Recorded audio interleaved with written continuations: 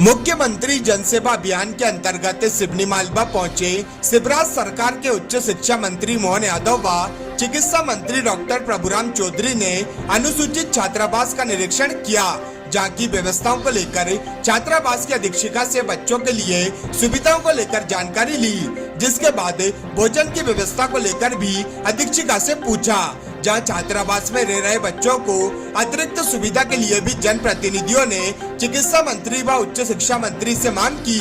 इसके पहले भाजपा नेताओं ने रेस्ट हाउस में चिकित्सा मंत्री व उच्च शिक्षा मंत्री का स्वागत कर क्षेत्र की समस्याओं के निराकरण की मांग भी की। नगर पालिका अध्यक्ष रितेश जैन ने चिकित्सा मंत्री डॉक्टर प्रभुराम चौधरी से सरकारी अस्पताल में बिस्तर बढ़ाने की मांग और उच्च शिक्षा मंत्री मोहन यादव से कन्या महाविद्यालय की भूमि की मांग और साइंस ब्लॉक के आवंटित पैसों के उपयोग की मांग की। कुसुम महाविद्यालय के सामने एबीवीपी के कार्यकर्ताओं ने चिकित्सा मंत्री और उच्च शिक्षा मंत्री का स्वागत करते हुए अपनी मांगों को लेकर ज्ञापन भी सौंपा। कन्या महाविद्यालय का भवन एमएससी संकाय प्रारंभ करने सहित अन्य मांगों को लेकर ज्ञापन सौंपा।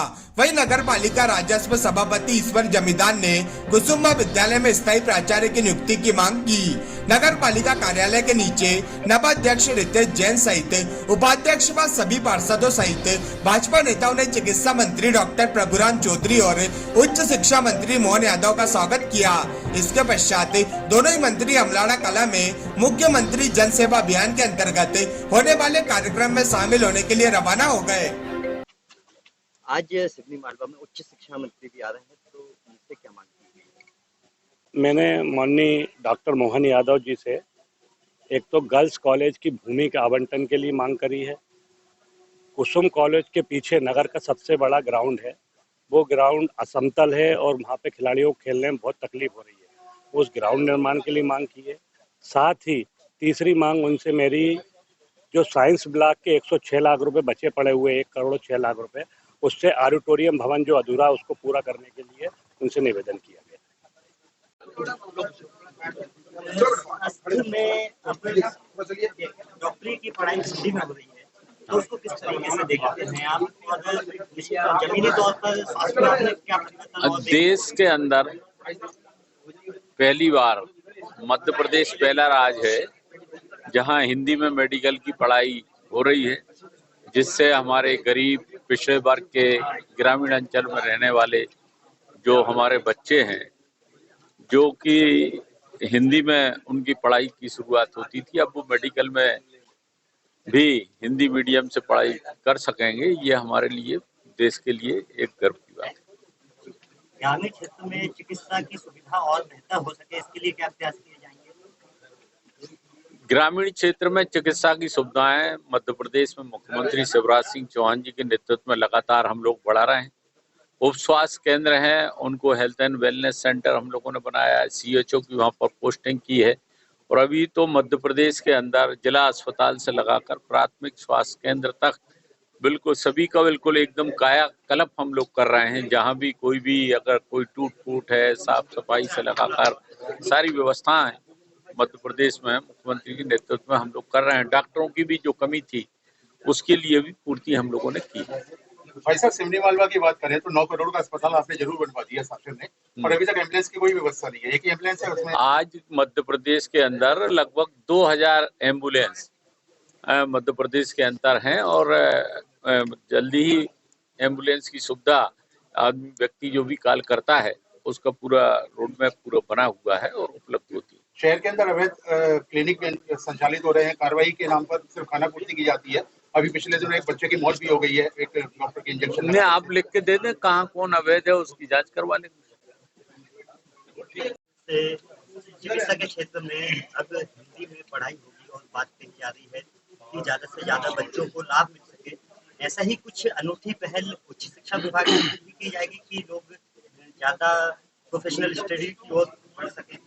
सरकारी कॉलेज आपकी जानकारी के लिए बता दें, जब नई शिक्षा नीति 2020 जो लागू हुई है, उसी के परिप्रेक्ष्य में ये हिंदी के सभी भाषाओं का, खास करके भारतीय भाषाओं में महत्व देने के लिए पूरे देश के अंदर ये अभियान चालू हुआ है। उच्च शिक्षा विभाग में भी नई शिक्षा नीति सबसे पहले देश में लागू हुई है, और उस नई शिक्षा नीति के परिप्रेक्ष्य में विभिन्न संकायों में हिंदी और हिंदी के अलावा भारतीय भाषाओं को महत्व दें।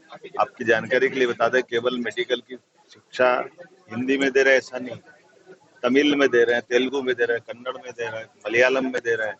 जो जिस राज्य की भाषा है उस राज्य की भाषा, उस पढ़ाई करके उस क्षेत्र में डॉक्टर तैयार हो, तकनीकी विशेषज्ञ तैयार हो, व्यावसायिक पाठ्यक्रम में भारतीय भाषाओं को प्रोत्साहन देना, ये माननीय यशस्वी प्रधानमंत्री की नई शिक्षा नीति की मूल पॉलिसी की भावना है और इसी परिप्रेक्ष्य में हम लोग काम कर रहे हैं।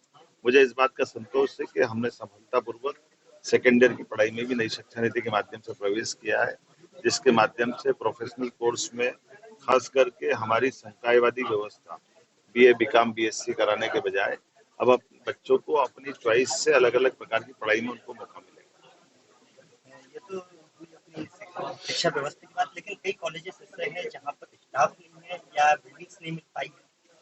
आप मेरे को कॉलेज बता दीजिए, मैं जैसे आपका प्रबंधन यहाँ कर सिडनी दूंगा। मालवा का गर्ल्स कॉलेज है, पैसा सेंक्शन हो गया है लेकिन लंबे समय से जमीन नहीं मिल पाई है। फिर एक जमीन की बात हुई तो उसमें अभी आपने आपकी बात पे कंट्रोवर्सी कर दी।